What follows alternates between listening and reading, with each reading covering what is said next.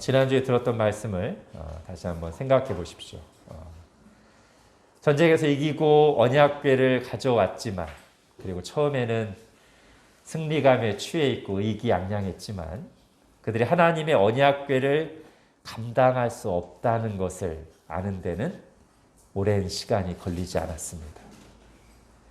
언약궤를 다곤 신전에 놓으면 하나님이 다곤 신상을 파괴하시고, 블레셋의 큰 도시들을 옮길 때마다 그 도시에서 복종의 재앙을 심하게 내리셨기 때문이죠. 결국 블레셋 사람들은 자신들이 감당할 수 없는 이 하나님의 언약궤를 다시 이스라엘로 돌려보내는 대로 마음이 모아졌습니다.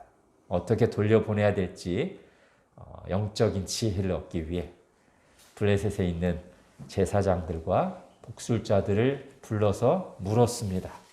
그랬더니 그들이 크게 두 가지 내용을 담은 방향을 제시했습니다. 첫 번째는 뭐냐면, 여러분 3절을 보십시오. 그들이 이르되 이스라엘 신의 궤를 보내려거든 거저 보내지 말고 그에게 속건제를 드려야 할지니. 네. 이 속건제는 하나님께 잘못했을 때, 신에게 잘못했을 때 드리는 일종의 회개의 제물이라고 할 수 있는데요. 잘못했다는 거죠. 그걸 표시해야 된다는 거죠. 이스라엘의 신에게. 제사장들이 이런 방향을 제시하자, 즉 속건제를 드리자는 말에 이의를 제기하는 사람들은 아무도 없었습니다.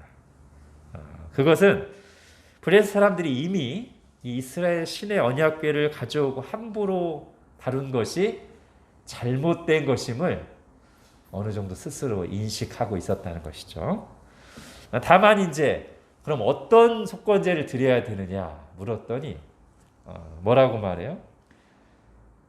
금독종 5, 그리고 금쥐 5마리로 해야 된다. 그들이 지금 독종 재앙을 받고 있는데 그거와 똑같은 금독종을 만들어서 보내면 되겠다. 이게 뭐 일종의 공감 주술이라고 하는데요. 즉 어떤 형상이 없어질 때 문제도 같이 떠난다는 당시 사람들의 그런 잘못된 믿음이 있었던 거죠. 즉 이들이 한편으로는 하나님의 언약궤를 잘못 다룬 것에 대한 회개를 담은 속건제를 드리지만 그 방식에 있어서는 미신적인 방식을 쓰는 거예요. 이제 하나님의 말씀이 없으니까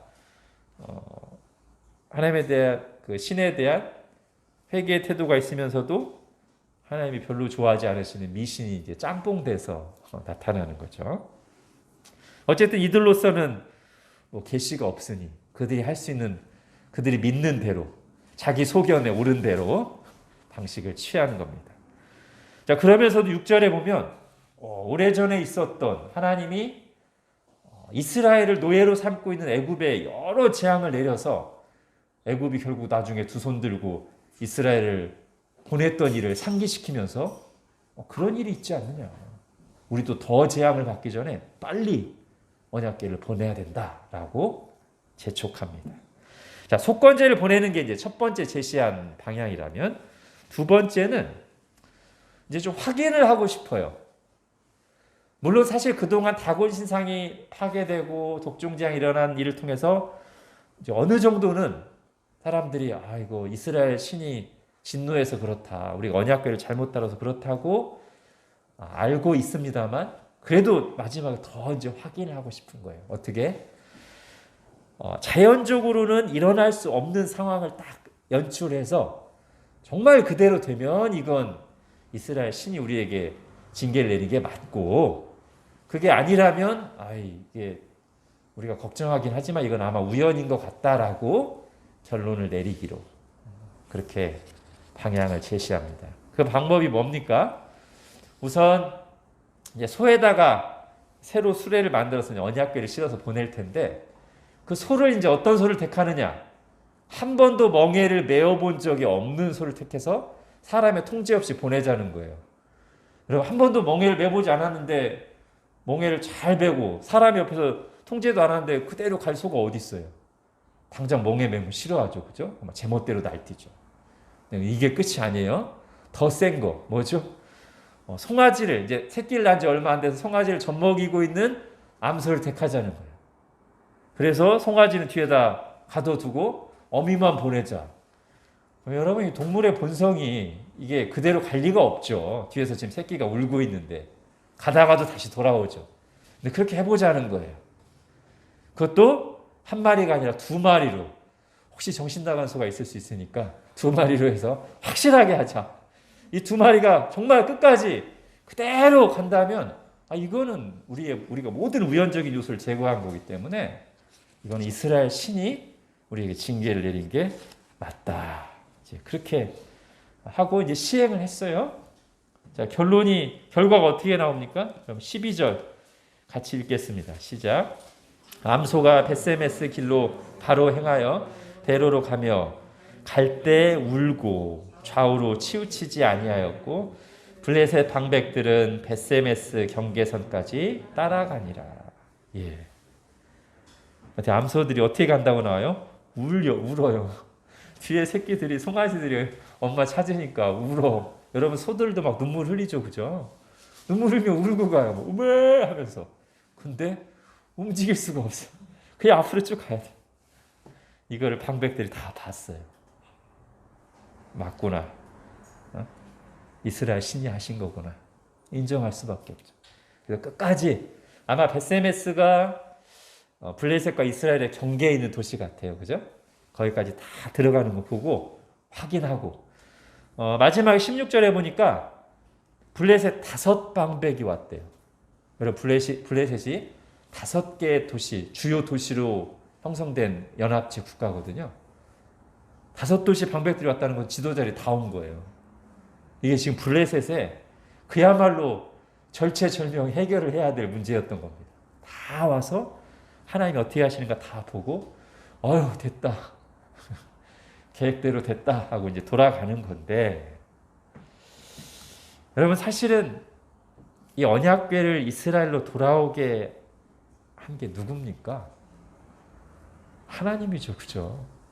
이런 소를 이렇게 준비해서 가자고 본인들이 계획은 세웠지만 소를 그렇게 가게 할 수 있는 건 사람이 할 수 있는 게 아니잖아요. 하나님이 그렇게 하게 하신 거죠. 그죠?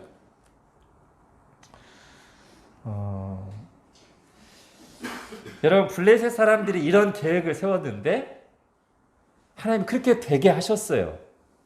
여기서 우리가 하나 생각할 게 있습니다. 아까 제가 앞에서 말씀드렸지만 이들이 속건제를 드린 방식, 금독종 5, 금쥐 5마리 요거 드린 거 하나님 뜻에 맞는 건 아니에요. 그런데 하나님 왜 그들이 계획하고 생각했던 그대로 되게 하셨냐면 그들의 생각 중에, 그들의 계획 중에 어느 한 부분이 하나님의 의도와 맞는 부분이 있었어요. 뭐죠? 이게 정말 이스라엘 하나님이 하신 건가? 정말 이스라엘 신이 계셔서 우리에게 그런 건가? 확인해 보자라고 했죠. 예, 하나님 그거 확인시켜 주고 싶으신 거예요. 그거 하나가 맞아요. 그래서 나머지 안 맞는 거 있지만 하나님이 들어주신 거거든요. 제가 이런 말씀을 드리냐면, 여러분, 우리 경험을 보편화시키거나 절대화시키지 않도록 주의해야 됩니다. 왜냐하면 여기 블레셋과 마찬가지로요, 신자들의 경험 속에도 내가 어떤 기도하고 응답을 받았어, 아니면 이렇게 했더니 하나님이 저런 은혜를 주셔서 그게 다 맞아서 다 말씀대로 해서 하나님이 은혜 주신 거 아닐 경우가 많거든요. 만약에 우리가 100% 완벽하게 말씀대로 해야만 하나님이 은혜 주시면 우리 은혜 경험할 일 별로 없을 거예요. 많은 오류와 미숙한 점들이 있어도 그 중에 어느 한 부분, 그래도 우리가 하나님을 사랑하고 믿음으로 도전하고 하는 마음으로 하면 하나님 그거 보시고 긍휼히 여기셔서 그래도 하나님을 경험하게 하시려고 하신 건데, 우리가 자칫 이거 이렇게 해보니까 대대 거기서 그게 마치 만병통치약인 것처럼, 그게 다 맞는 것처럼 착각하면 안 되는 거예요. 오늘 블레셋으로 따지면 블레셋이 금독종 5, 금쥐 5, 금들이니까 대대. 앞으로도 그냥 문제만 있으면 이스라엘 신은 금방 갖다 바치면 돼. 아니잖아요. 그죠? 우리는 우리의 부족한 헌신, 우리의 미숙한 기도에도 하나님이 은혜를 주신 것을 감사하면서, 그러나 우리의 그런 모든 행동과 판단들이 정말 하나님 뜻에 맞느냐 틀리느냐는 항상 어디로 돌아가서? 성경 말씀으로 돌아가서 확인을 해야 되는 거예요. 그래서 우리의 신앙 어떻게 자랍니까? 하나님의 의지하고 도전하고 순종하고 실천하고, 그러면서 하나님의 은혜를 실제로 경험하면서, 그리고 또 한편으로는 하나님의 진리의 말씀, 하나님의 뜻이 무엇이고 뭐가 하나님이 기뻐할 뜻이 아닌지를 성경 말씀을 통해 배워가면서, 이 두 가지가 함께 있으면서 우리의 신앙이 자라는 거예요. 그죠? 자, 또 하나, 언약궤를 돌아오게 하신 분이 하나님이시다, 이렇게 말하는 또 하나 이유는 암소를 하나님이 주관하셨기 때문일 뿐만 아니라, 또 하나는 그 전에 블레셋이 언약궤를 이스라엘로 돌려보내겠다는 마음을 갖게 하신 것부터가 하나님이 하신 일이에요. 여러분, 블레셋은 결코 자원해서 언약궤를 이스라엘로 돌려보낼 사람들이 아닙니다. 순순히 그럴 놈들이 아니에요. 그런데 결과적으로 정성껏 새 수레를 만들고 거기다 금으로 된 속건제까지 넣어서 적극적으로 언약궤를 돌려보내신 것은 하나님이 그렇게 하게끔 푸시를 한 것이죠. 상황을 그렇게 만드시고 주관하셔서 그들이 그렇게 한 거죠. 그죠? 여러분, 하나님은 사람이 스스로는 결코 하지 않을 일을 하게 만드시는 분이십니다.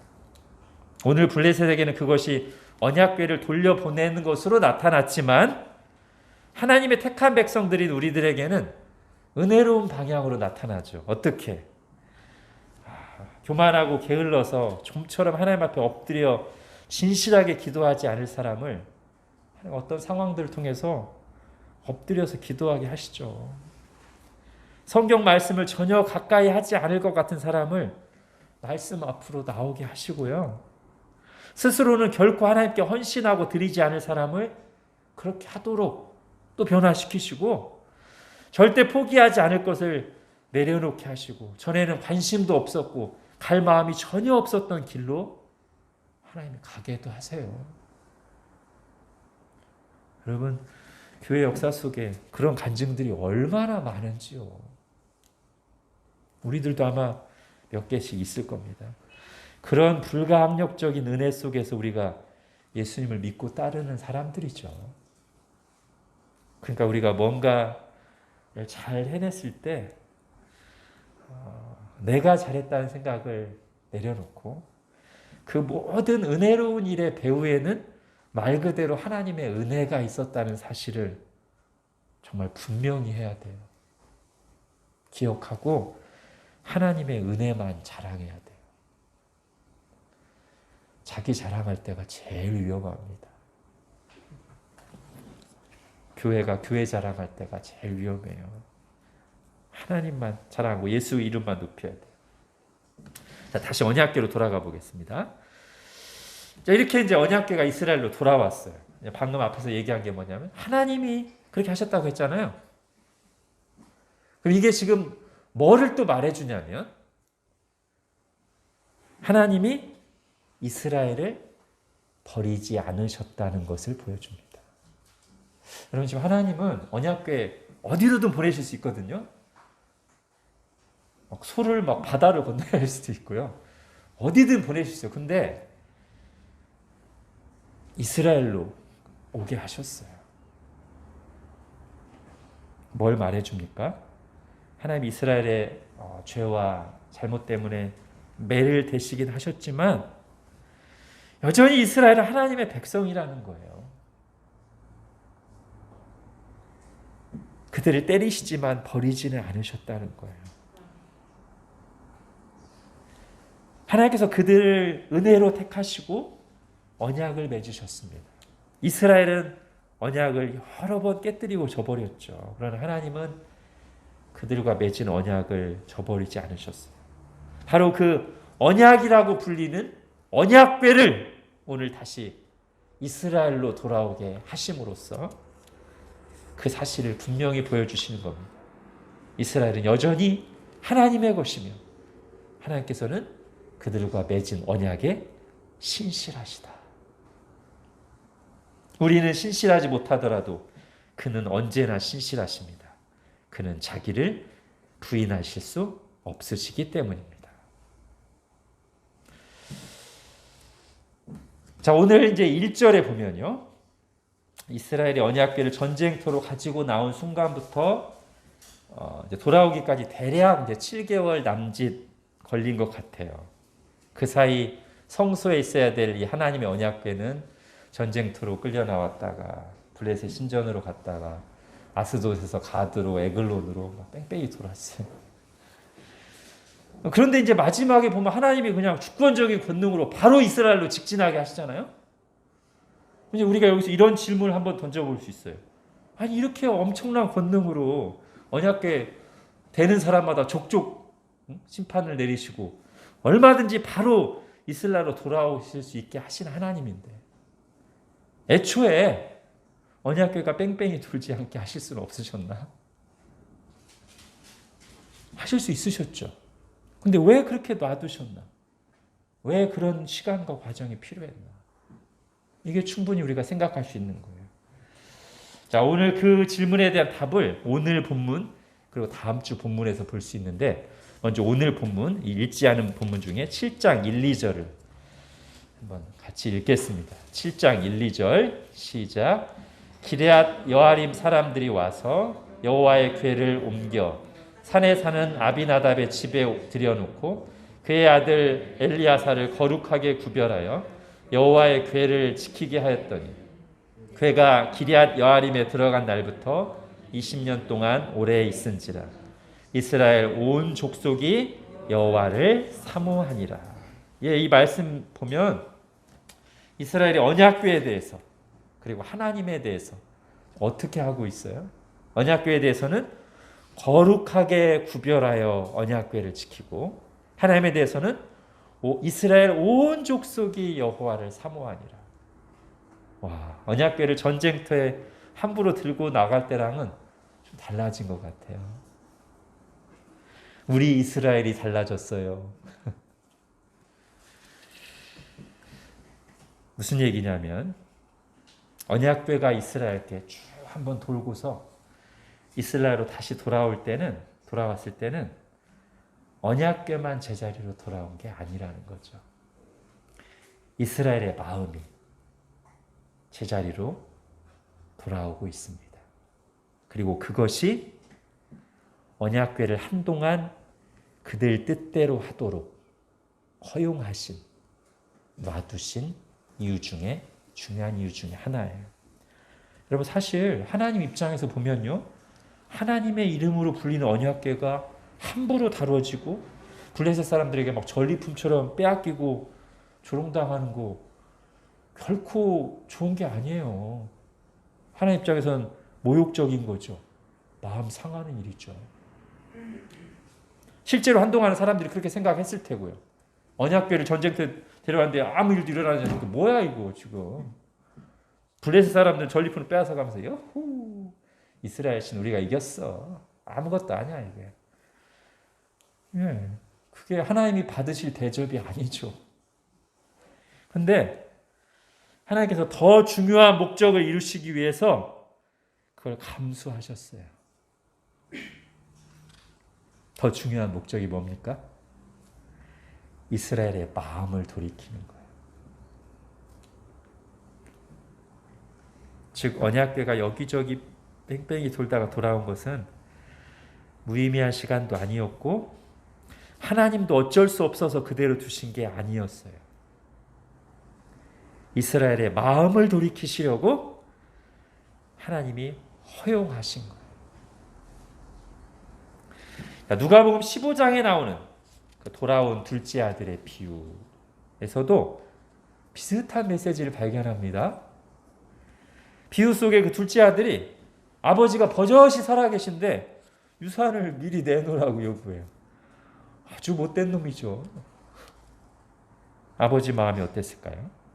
여러분 그 아들의 모습, 즉 아버지에 대한 존중이 전혀 없이 제멋대로 행동하는 이 아들의 모습은 오늘 본문에서 하나님의 뜻은 생각하지 않은 채 자기 소견에 오른 대로 언약궤를 함부로 전장에 가지고 나온 이스라엘과 비슷하지 않습니까?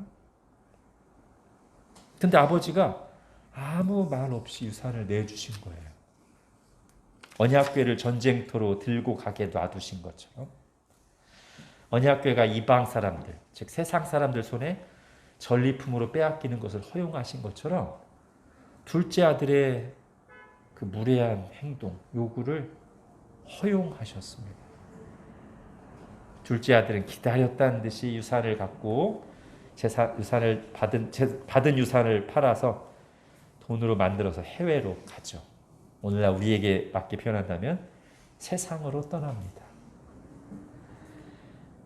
거기서 이제 모든 것을 잃고 개고생을 하죠. 결국 바다까지 추락했을 때 아버지 집으로 돌아옵니다. 원래 있었던 곳, 원래 있어야 할 제자리로 돌아오는데 그때 몸만 돌아온 게 아니고, 그죠?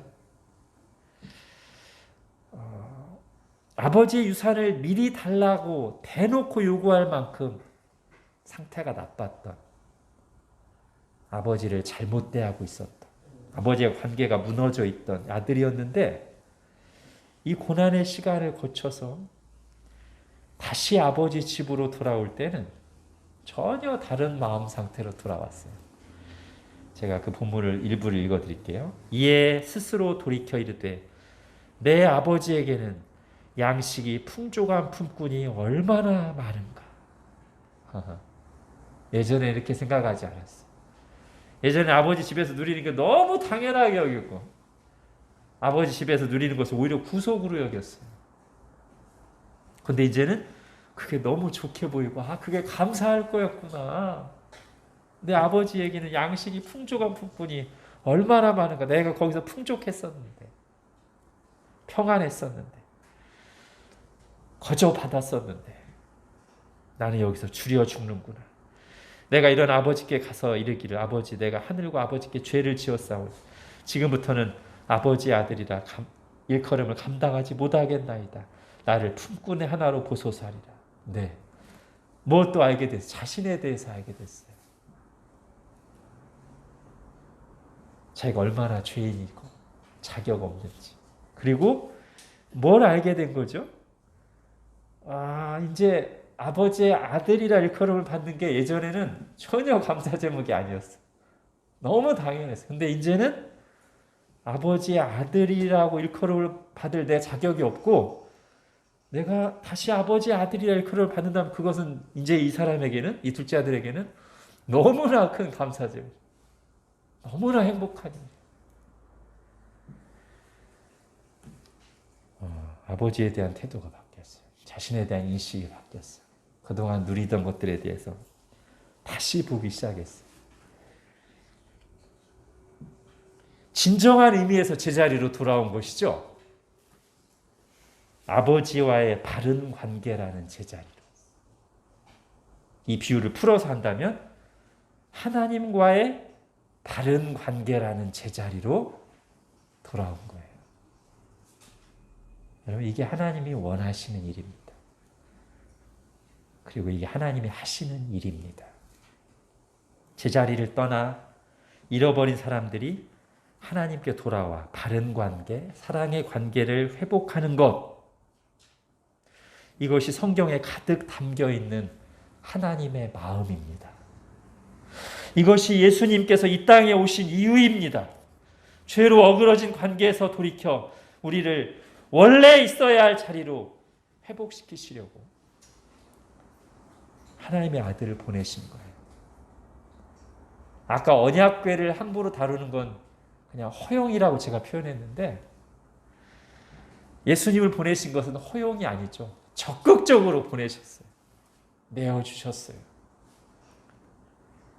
우리를 제자리로 돌아오게 하시려고. 하나님과의 관계 속에서 원래 있어야 할 제자리로 돌아오게 하시려고 예수님을 내어주셨어요. 그리고 이 예수님이 오셔서 이루신 구원 사역이 완성에 이를 때는 인간과 세상은 처음보다 더 좋은 상태가 될 것입니다. 이것이 성경에서 보여주는 전체적인 구원과 하나님 나라의 그림이에요. 즉, 죄가 들어오기 전에 인간, 그리고 인간이 죄 짓기 전에 그 에덴 동산도 하나님 보시기에 심히 좋았어요. 그죠? 그 이후에 죄가 들어와서 여러 가지 문제들이 발생하고 낙원을 상실하고 하는데, 그 죄가 들어올 때 가장 근본적인 문제가 뭡니까? 하나님과의 관계를 깨뜨리는 거예요. 그게 죄의 가장 근본적인 문제죠. 죄의 가장 치명적인 결과고요. 예수님이 오신 이유는 바로 그거 회복하러 오셨어요. 죄 때문에 깨어진 하나님과의 관계를 회복시키시려고 오셨어요.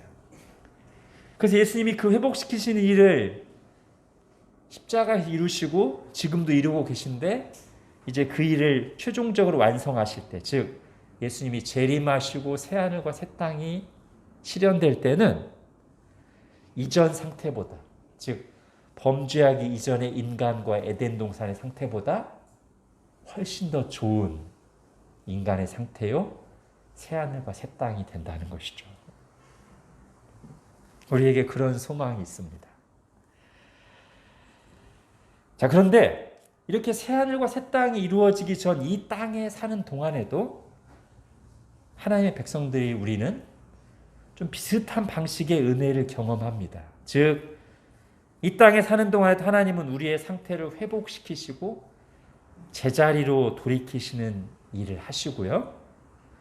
하나님이 섭리 가운데 우리에게 허용하셨던 고난과 연단의 시간들을 지나고 나면, 그래서 제자리로 다시 돌아오게 하실 때는 이전보다 더 자기 자신과 하나님에 대한 이해의 깊이가 깊어진 성숙한 신앙이 되도록 우리를 이끄시는 일들이 우리 삶 속에 일어난다는 것이죠.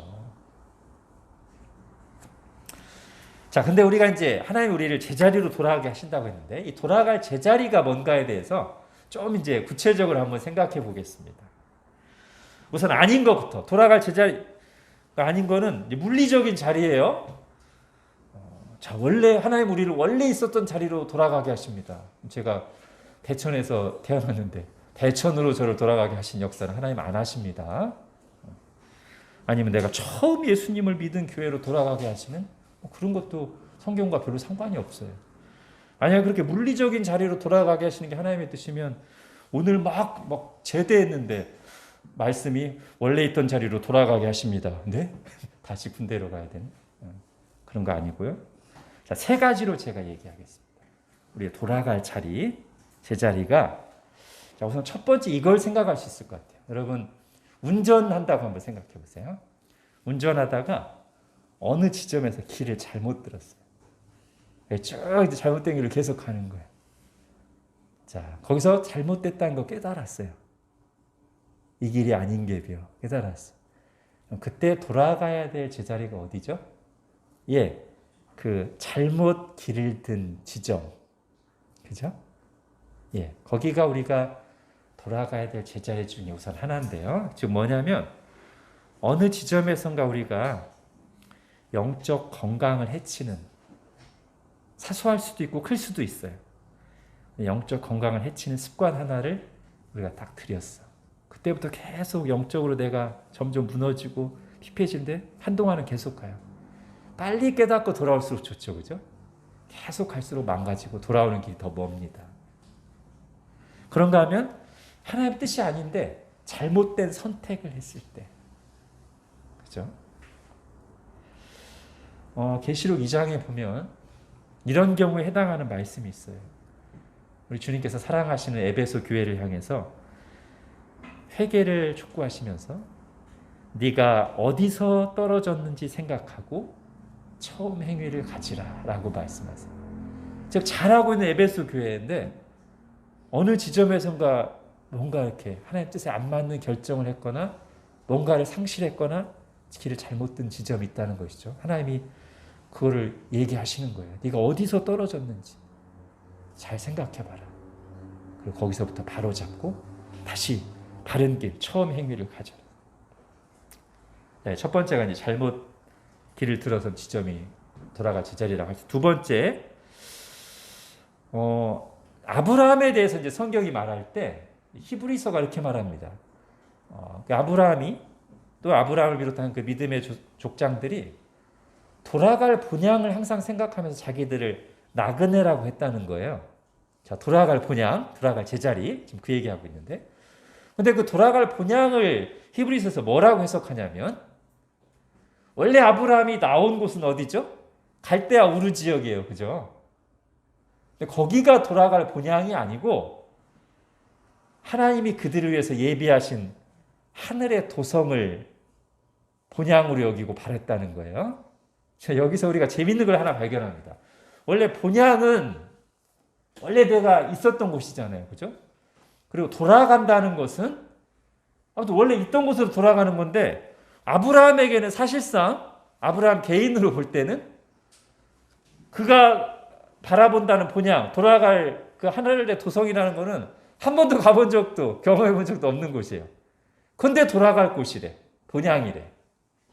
자, 여기서 우리가 돌아갈 제자리에 대해서 한번 성경적인 개념 하나를 이제 가져오는 겁니다. 뭐냐면 하나님이 말씀에 약속하신 신자의 상태, 하나님 우리에게 약속하신 것, 그게 말하자면 모든 신자들에게 해당되는 우리가 있어야 할 또는 돌아가야 될 제자리 중에 하나가 되겠어요.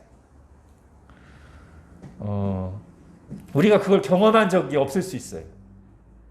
특히 초신자라면 그럴 수 있겠죠. 근데 초신자가 볼 때 결국 내가 어디로 가야 되느냐? 성경에 보니까 신자들에게 이런 것들이 약속돼 있어요.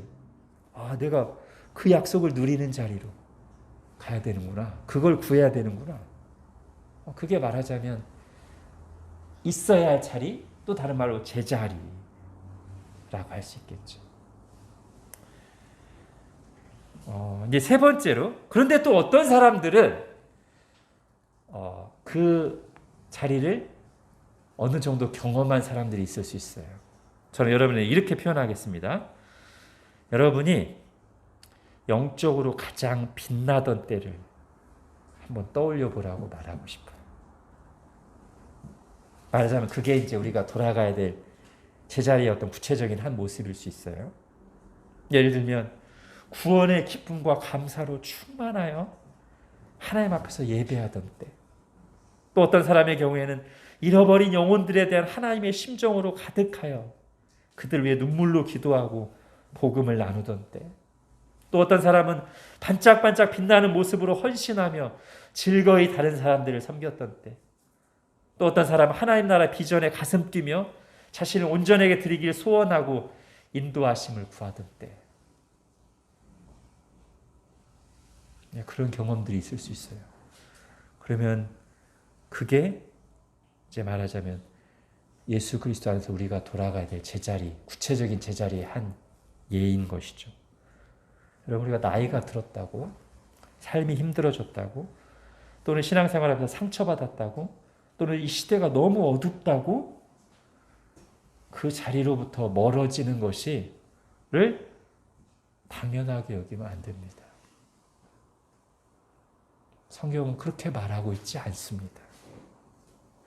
하나님은 우리가 마땅히 있어야 할 그 자리로 돌아오기를 원하시며, 그렇게 은혜를 베푸시며 우리가 다시 제자리로 돌아갈 때는 영적으로 가장 빛나던 그때 그대로의 상태로 회복되기보다는 그보다 더 자신에 대한, 하나님에 대한 깊이 있는 이해를 가지고 더 성숙하고 균형 있는 태도를 갖추고 그 상태로 회복되는 것이 하나님의 기뻐하시는 뜻임을 보여준다는 것이죠. 하나님 그렇게 일하실 거예요. 우리가 보고 있는 이 언약궤 사건에서는 제자리로 돌이키기 위한 방법으로, 이스라엘의 마음을 제자리로 돌이키기 위한 방법으로 하나님이 징계라는 방법을 사용하셨잖아요. 근데 여러분 잘 생각해 보시면 실제 있어서는 하나님의 우리를 제자리로 돌이키기 위해서, 더 성숙하게 하시기 위해서 징계보다 훨씬 더 자주, 훨씬 더 많이 은혜로운 방법으로, 은혜의 말씀으로 우리를 찾아오세요. 제 경험도 그런 것 같습니다. 저도 정신 못 차리고 헤맬 때 따끔한 징계를 받은 적이 몇 번 있습니다. 그러나 다시 제가 제 삶을 생각해 봤을 때 그 몇 번은 안 되는 징계보다 훨씬 더 많이, 비교할 수 없이 많이 은혜를 베푸셔서 말씀으로 찾아오셔서 하나님의 뜻을 깨닫게 하시고 위로하시고 자격 없는 자를 써주시고 그 가운데 하나님을 경험하게 하시고 영적으로 회복할 수 있는, 하나님을 알 수 있는 기회와 손길들을 얼마나 많이 보내주셨던지,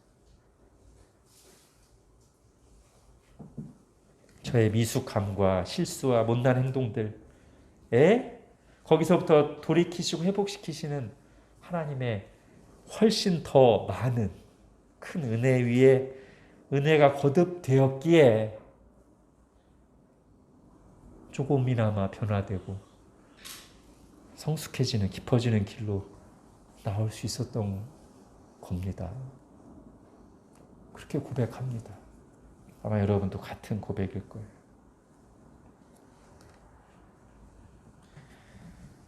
여러분, 우리가 기도를 할 때 하나님의 뜻에 맞게 기도하는 게 좋은 기도고 응답을 기대할 수 있잖아요. 우리가 성경 말씀에서 보는 하나님이 원하시는 일이자 하나님이 실제로 하시는 일, 그게 이제 하나님의 뜻일 텐데 그 중에 하나를 이제 오늘 본문에서 보는 거예요. 그게 뭡니까? 당신의 백성들의 마음을 제자리로 돌아오게 하시는 것. 돌아오되 이전보다 더 성숙하고 좋은 상태로 돌아오게 하시는 것. 그게 하나님의 뜻이니까 우리가 그것을 기도 제목으로 삼고 기도한다면 이건 하나님의 뜻에 맞는 기도고 응답될 거예요. 우리가 믿음으로 포기하지 않고 계속 기도한다면.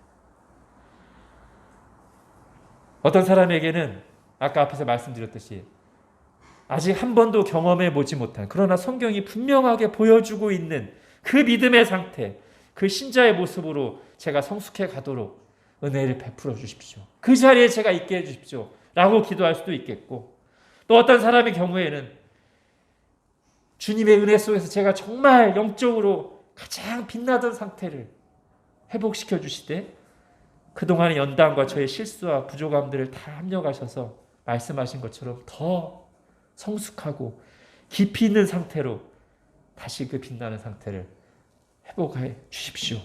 라고 기도할 수도 있겠죠. 우리 가운데 그 기도가 진지하게 지속적으로 이루어지길 바라고, 그 기도에 대한 응답으로 우리의 가정들이, 그리고 우리 각 사람이, 우리 교회가 정말 더 성숙하며 은혜 가운데 빛나며 하나님과 동행하는 그런 우리 모두가 되기를 바랍니다. 기도하겠습니다. 하나님, 오늘 언약궤를 이스라엘로 제자리로 돌아오게 하시는 일을 보면서, 그리고 그 일 속에 담긴 하나님이 더 원하시고 의도하신 것은 이스라엘의 마음을 하나님께로 돌이키는 것임을 저희가 말씀을 통해 들으면서, 우리도 성경이 보여주고 있는 우리가 마땅히 있어야 할 그 제자리, 또는 과거에 하나님께서 우리를 가장 영적으로 풍성하고 빛나게 하시던 때 그 제자리에 더 성숙한 모습으로 돌아갈 수 있기를, 그렇게 돼야 됨을 생각하고 소원하는 마음을 갖게 하심을 감사합니다. 그런 기도가, 이 하나님의 뜻에 맞는 기도가 우리 각 사람에게, 그리고 가정마다 진지하게 지속적으로 있게 하시고, 그래야 해서 정말 이 어둡다고 하는 이 시대, 교회가 미약해졌다고 하는 이 시대, 여기 있는 각 사람마다, 각 가정마다 성경이 말하는 그 모습대로 신앙생활을 하며 그 모습이 점점 더 깊어져 가고 풍성해져 가도록 은혜를 베풀어 주옵소서. 예수님의 이름으로 기도합니다. 아멘.